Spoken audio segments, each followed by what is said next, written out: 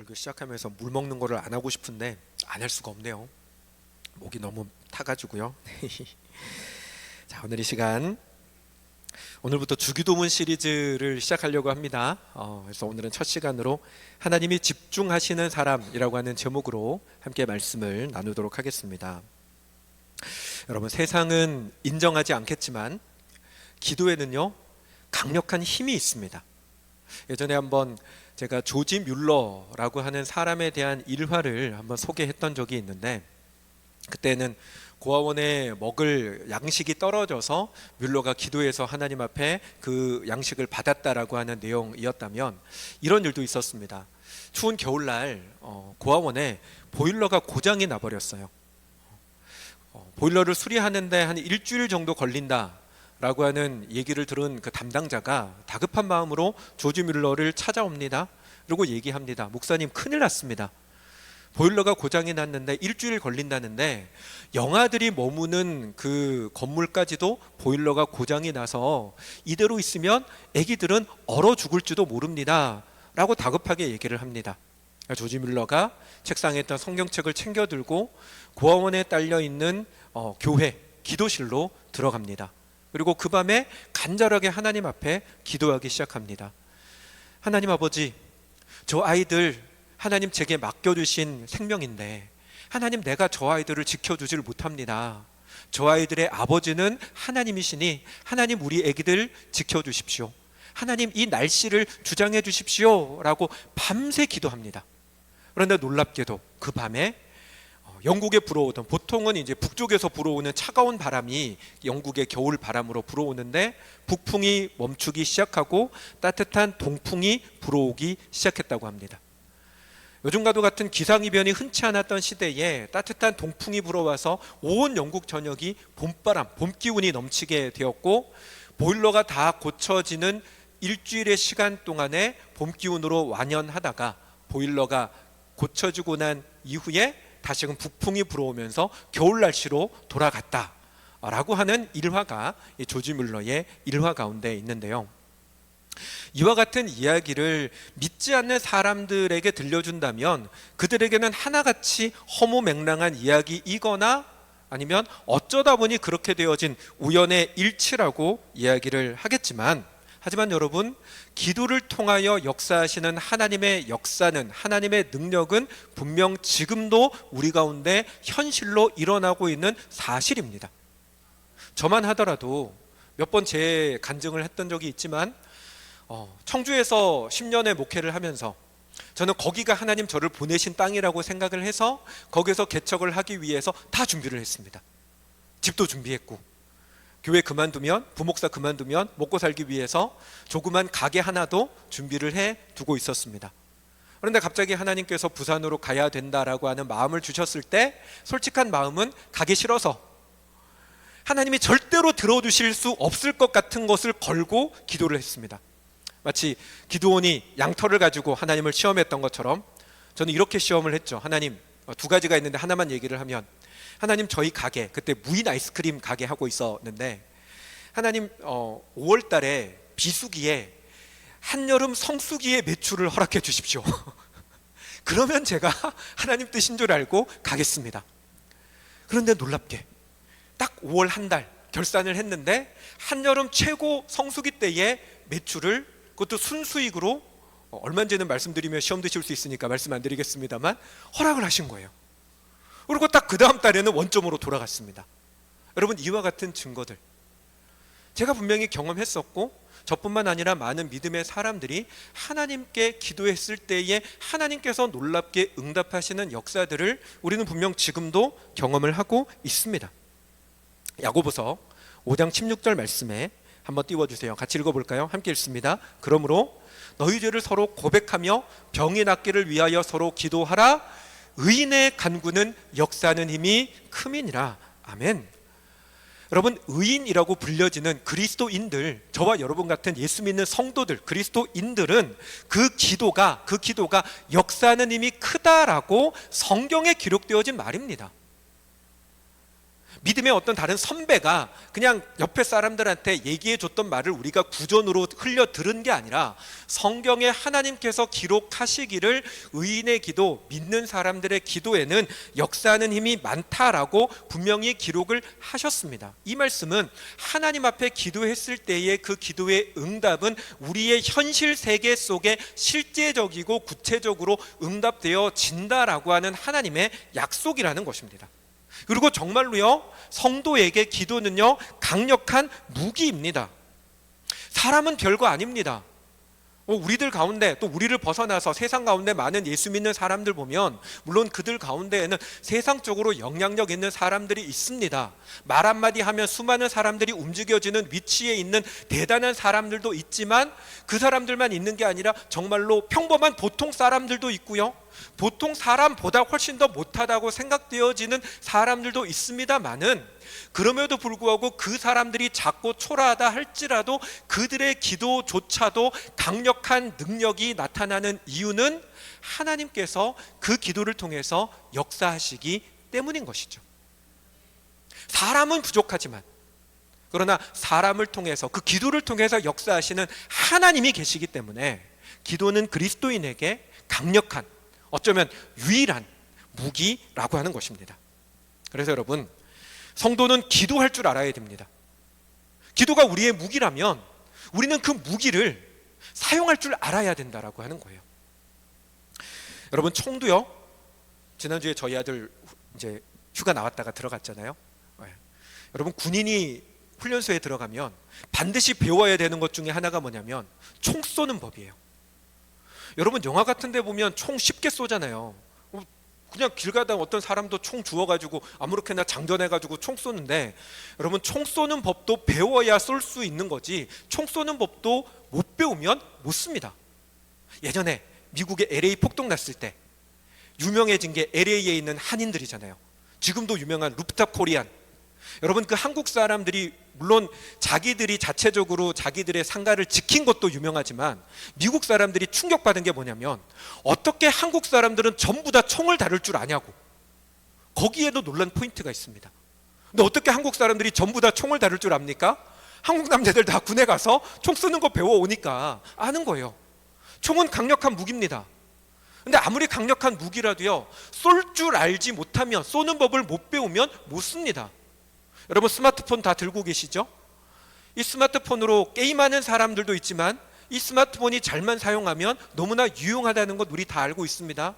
제가 지독한 길치거든요. 예전에 내비게이션 없을 때는 운전하다가 그렇게 혼이 많이 났어요. 엉뚱한 데로 자꾸 가가지고.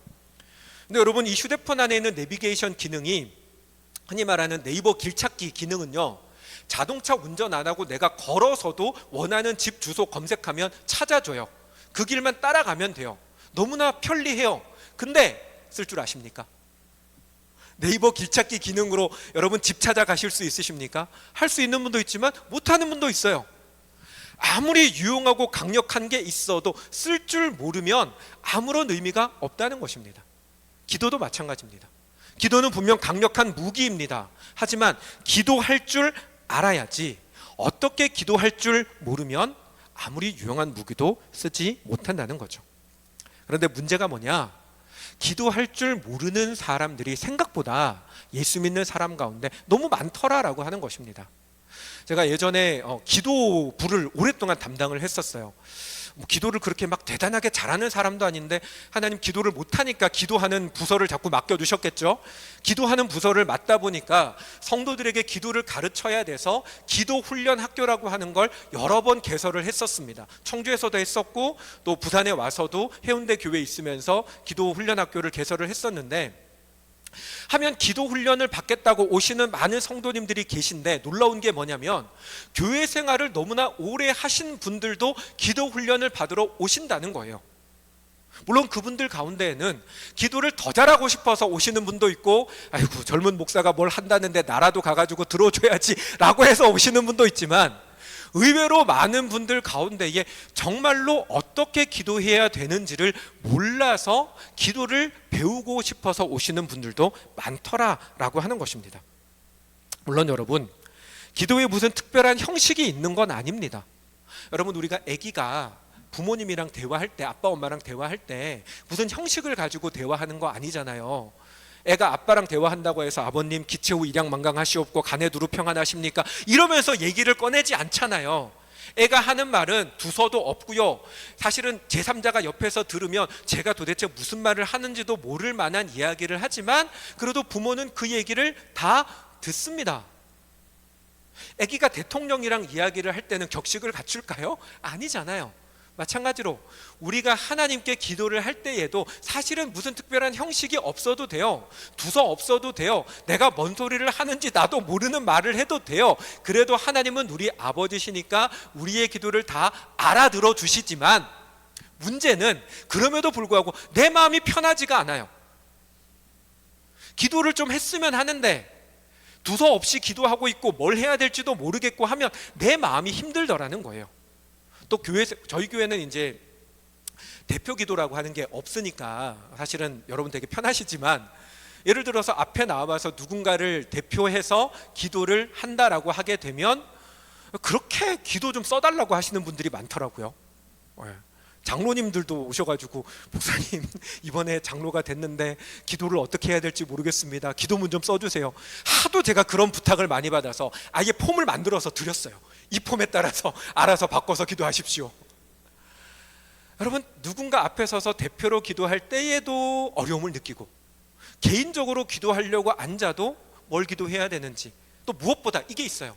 내가 기도하는데 내가 정말 바르게 기도하고 있는 건가? 하나님이 정말로 이 기도를 들으시는 건가에 대한 확신이 없는 경우가 분명히 많이 있다는 것입니다. 그래서 여러분, 기도에 대해서 지침이 있으면 좋습니다. 우리가 물건을 뭔가 조립할 때에도요, 어떤 사람은 설명서가 없어도 딱 보면 그냥 알아서 척척척척 조립을 하는 사람도 있지만 설명서가 있어야 겨우 조립하는 사람도 있습니다. 그래서 기도도 형식이 없어도 괜찮지만 그러나 지침이 있으면, 어떠한 가이드라인이 있으면 우리가 기도하는데 굉장히 유용하더라라고 하는 거죠. 그래서 기도에 대해서 조금 한동안 우리가 좀 배우는 시간들을 가지려고 하는데, 특별히 이 주기도문을 통해서 여러분들과 함께 기도에 대해서 우리가 좀 공부하는 시간들을 가지려고 합니다. 주기도문은요, 예수님의 제자들이 예수님에게 주님 우리에게도 기도를 좀 가르쳐 주십시오. 원래 유대인들에게는 고정적으로 기도하는 기도문이 있었어요.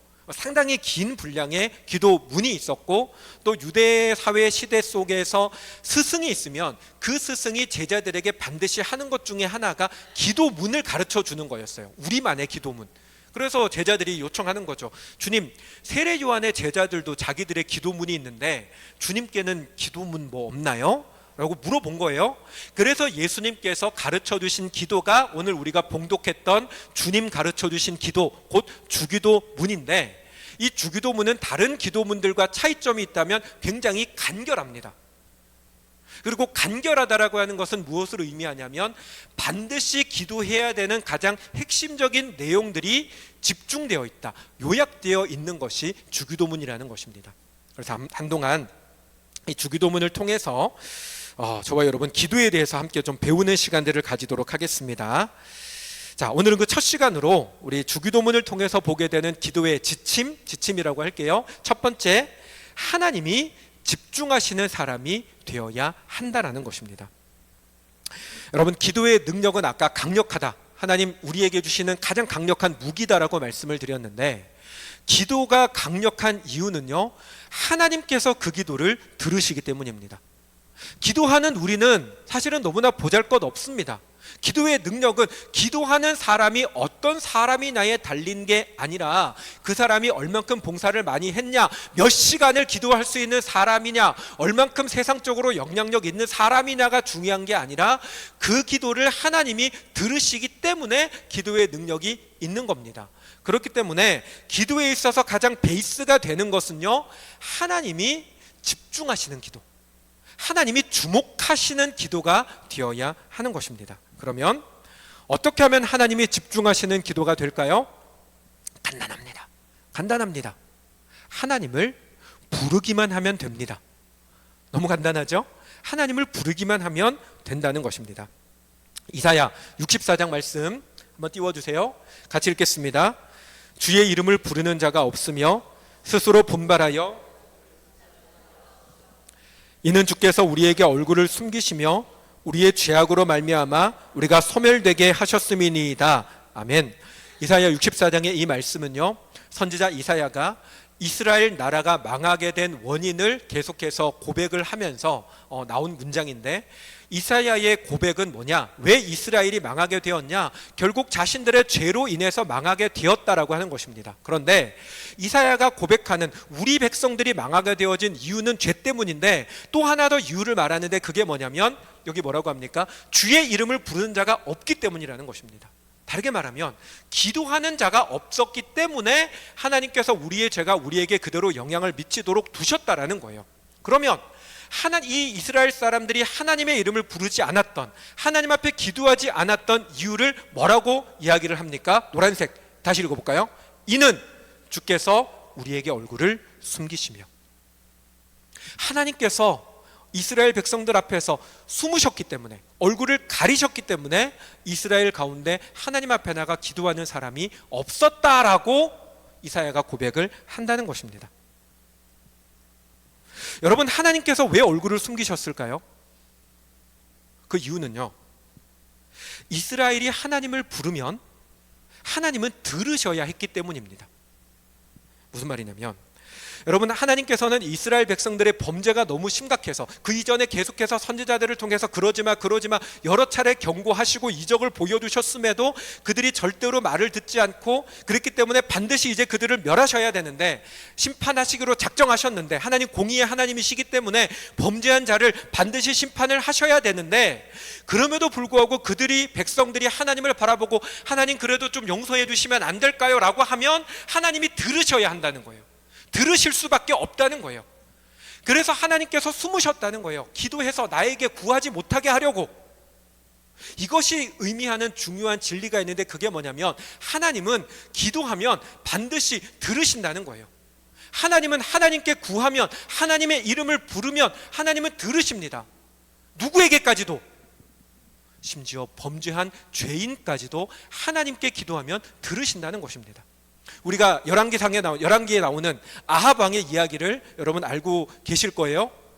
나봇의 포도원까지 탈취하고, 하나님께서 땅은 하나님의 것이기 때문에 사고 팔 수 없는데 그 땅을 나봇에게 가서 팔라고 아합이 요구했는데, 하나님의 땅이니 내가 팔지 못하겠습니다라고 믿음의 고백을 했던 그 나봇에게 아합이 어떻게 합니까? 아내 이세벨이 불량배들을 시켜서 나봇을 모함해서 결국 그를 죽여버리고 땅을 빼앗아 버립니다. 그 일로 인해서 하나님의 분노가 가득 차서 하나님께서 아합과 이세벨을 반드시 죽이시겠다라고 선언하십니다. 그런데 그 선언을 듣고 아합이 어떻게 합니까? 아합이 그 순간 정신이 어떻게 됐는지 거친 베옷을 입고 재에 앉아서 재를 머리에 뿌리며 하나님 앞에 회개합니다. 이전까지 하나님 앞에 그렇게 모질게 하나님을 배신하고 바알과 아세라를 섬기며 하나님을 멸시했던 아합이어서 그가 그렇게 행동을 하더라도 당연히 벌받아 망해야 되는데, 여러분 그렇잖아요. 세상 가운데 심각한 범죄를 저지른, 특별히 누군가를 심하게 학대하고 했던 사람들이 죄 지은 소식을 들으면 여러분 절대로 용서받지 않기를 원하잖아요. 우리도 그런 정의감이 있잖아요. 그래서 아합은 망해야 되는데 아합이 하나님께 기도하는 거예요. 그러니까 하나님께서 그 멸망을 선언했던 이사야 선지자에게 하나님이 뭐라고 하십니까? 야 이사야야, 아합이 지금 하고 있는 걸 보느냐? 아합이 지금 나한테 기도하고 있다고. 그 심각한 죄인조차 하나님의 이름을 부르니까 하나님께서 아합을 용서하십니다. 하나님이 그런 분이라는 거예요. 하나님은 우리가 하나님의 이름을 부르면 우리에게 응답하실 수밖에 없는 분이라고 하는 것입니다. 사랑하는 여러분, 하나님을 부르고 계십니까? 여러분, 하나님을 찾고 계십니까? 여러분의 기도가, 여러분의 마음속에 가득한 맺혀 있는 것들이 누구에게 향하고 있습니까? 여러분, 사람의 인생은 쉽지 않습니다. 세상에 자기 인생이 쉽다고 얘기하는 사람 아무도 없습니다. 인생 가운데 찾아오는 어려움의 문제들, 물질적인 문제든 건강의 문제든 자식의 문제든 부모의 문제든 누군가의 문제이든지 간에 우리 가운데 문제가 찾아오면 마음속에 쌓여요. 마음에 쌓이는 이 아픔들이 흔히 우리 한국식으로 얘기를 하면 한이 맺혀요. 마음속에 근데 마음속에 이 한이 맺히면 우리가 어떻게 합니까? 담아두지를 못합니다. 이게 담겨 있으면 사람이 병들어 죽어요.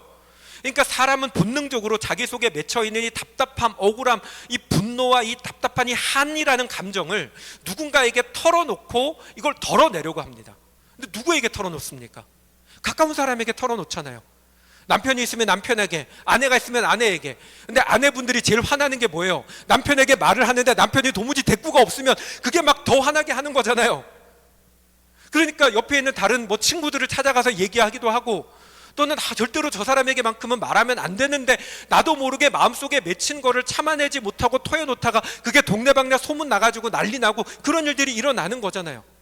근데 여러분, 그거는 어떻게 보면 사람이 약해서 그래요. 사람은 자기 마음속에 맺혀있는 것들을 누군가에게는 털어놓지 않으면 죽어요. 그런데 여러분, 사람에게 털어놓으면 해결이 됩니까? 누군가에게 나의 아픔과 고민을 이야기하면 그때는 마음이 좀 덜어지는 것 같아요. 하지만 여러분, 근본적인 문제가 해결되지 않기 때문에 또다시 그 문제는 나를 더 괴롭게 만듭니다. 그리고 가장 가까운 사람에게 보통 우리가 속 얘기를 하다 보니 그 사람에게 문제가 생길 때마다 그 사람에게 찾아가서 계속 이야기를 하면 결국 그 사람도 우리를 피합니다. 왜 피합니까? 해결해 주지도 못하는데 계속해서 어둡고 힘들고 아픈 얘기를 하니 듣다 보면 나도 힘들어지는 거예요. 너만 힘드냐? 나도 힘든데. 내 얘기도 좀 하고 싶은데 맨날 네 얘기만 하고 있으니 만나고 싶겠습니까? 근데 여러분, 하나님의 말씀은 그걸 사람에게 가지고 가지 말고 하나님께 가지고 오라는 것입니다. 여러분, 기도가 뭔지 아세요? 우리 마음속에 필연적으로 생겨나는 나의 문제들, 내 속에 덜어내지 않으면 살 수 없는 그 아픔과 고통을 사람에게 가지고 가는 게 아니라 하나님 앞에 가지고 나아가는 게 기도예요. 그걸 우리 가운데 필연적으로 생겨나는 그 문제들을 하나님은 사람에게 가서 털어놓지 말고 하나님께 가지고 나오라고 말씀을 하신다는 것입니다. 근데 여러분, 솔직하게 우리 한번 스스로 돌아봅시다. 내가 예수를 믿고 있지만 여러분 가운데 그런 문제가 생길 때, 마음속에 맺혀올 때 여러분 누구에게 먼저 가고 있습니까? 하나님께 가기는 가는데 그래도 내가 또 사람이다 보니 본능적으로 옆에 있는 사람에게 자꾸 얘기를 하게 되네요. 그럴 수 있죠. 근데 여러분, 제가 이 말씀을 드리는 이유는 그것조차도 우리가 훈련을 통해서든 의지를 통해서든 끊고 하나님께 가지고 가야 된다는 것입니다. 그게 하나님이 정말로 원하시는 기도의 진정한 모습이라는 것입니다.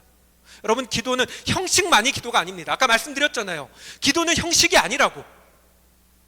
하나님께서 우리에게 원하시는 건 형식이 아니라 정말로 나의 간절한 소망이, 나의 아픔과 근심의 문제를 누구에게 가지고 나아가서 그 문제를 토로하고 있느냐, 누가 나의 문제를 해결해 줄 것을 믿고 바라보고 있느냐라는 것입니다. 사랑하는 여러분, 우리 마음에 있는 아픔과 고통의 문제를 진정으로 누구보다 먼저 달려가서 토해놓아야 할 뿐, 누구보다 먼저 부르짖으며 하나님 앞에 내 속에 있는 것을 끄집어내야 할 분은 오직 하나님이라고 하는 사실을 잊지 않는 저와 여러분이 되시기를 주님의 이름으로 축원합니다. 그게 우리의 기도의 시작입니다. 하나님을 부르는 것, 하나님께 나의 문제를 가지고 나아가는 것, 하나님만이 나의 도움이라고 하는 것을 고백하는 것, 그게 기도의 시작입니다. 그 기도가 하나님이 들으시는 기도입니다. 여러분의 문제를 하나님께 가지고 가는 우리 모두가 될 수 있기를 바랍니다. 그리고 마지막으로 하나만 더 짧게 볼게요. 중요한 건 우리는 하나님께 부르짖어야 하는데 중요한 건 이겁니다. 하나님을 누구로 부르느냐는 것입니다. 주님 뭐라고 가르쳐 주십니까? 하나님 우리에게 하나님을 아버지라고 부르라고 가르쳐 주십니다. 요거 넘기고요. 같이 읽습니다. 그러므로 너희는 이렇게 기도하라. 하늘에 계신 우리 아버지여, 이름이 거룩히 여김을 받으시오며. 여러분, 원래 유대인들도 기도를 하면 하나님을 부르는데 유대인들이 하나님을 부를 때에 그들의 부르는 호칭은요, 아도나이라고 불렀습니다. 아도나이라고 하는 뜻의 이름, 그 명칭의 뜻은 주인님이라는 뜻이에요. 정확하게 얘기하면 종이 상전을 부를 때, 주인을 부를 때 부르는 명칭이 아도나이, 주인님이라고 하는 명칭이었습니다. 유대인들에게 있어서 하나님은 너무나 무섭고 하나님 앞에 잘못 나아갔다가는 바로 죽어버리는 공포의 대상이었기 때문에 하나님의 도움이 필요하다는 걸 알면서도 기도하면서 감히 하나님 앞에 편하게 나아가지를 못했어요. 혼자 하나님께 뭔가 기도를 해야 되면 주인님이라는 의미로 기도를 해야 됐고, 혼자서 기도하는 게 두렵기 때문에 제사장이라는 존재를 내세워서 대신 기도해 달라고 부탁했던 게 유대인들의 기도였는데, 그런 기도의 구조를 예수님께서는 깨셨습니다. 주님 뭐라고 합니까? 하나님을 불러라. 근데 누구로 부르라고요? 아버지로 부르라는 거예요. 유대인들에게는요, 상상조차 할 수 없는 일이었습니다. 그런데 예수님께서 하나님을 부르라고 하실 때에 가르쳐 주신 명칭이 이 아버지라는 말인데, 여기서 끝이 나지 않아요. 예수님은 아버지라고 하는 그 부름에서 더 넘어서서 더 친밀한 호칭을 우리에게 말씀하십니다. 그게 뭡니까? 주님 우리에게 하나님을 아버지라고 부르라고 하십니다. 아바라고 하는 말은요, 아빠라고 하는 말이에요. 지난 시간에 잠깐 언급했지만, 아기 때 아빠를 아빠라고 부르다가 아빠가 아버지가 되면 그때부터는 이제 되게 불편해진다라고 했잖아요. 네. 저는 저희 아버지랑 불편합니다. 근데 여러분, 아버지라고만 해도 사실 유대인들에게는 뒤집어질 명칭인데, 주님이 가르쳐 주신 말씀은 아버지 정도가 아니라 아빠라고 하는 거예요. 여러분, 아빠라고 하는 이 단어가 가지는 힘이 어떤 건지 아십니까? 여러분들이 속상하고 힘들 때, 때로는 하나님 앞에 기도하는데 하나님이 나의 기도에 응답하지 않으시는 것 같을 때 짜증을 낼 수 있는 존재가 아빠입니다. 아들들은 저한테 감히 그렇게 못해요. 아들들은, 제가 아들 둘이 있는데, 근데 따님은, 우리 따님께서는 가끔 열받으면, 가끔 자기가 억울하면 짜증을 내요.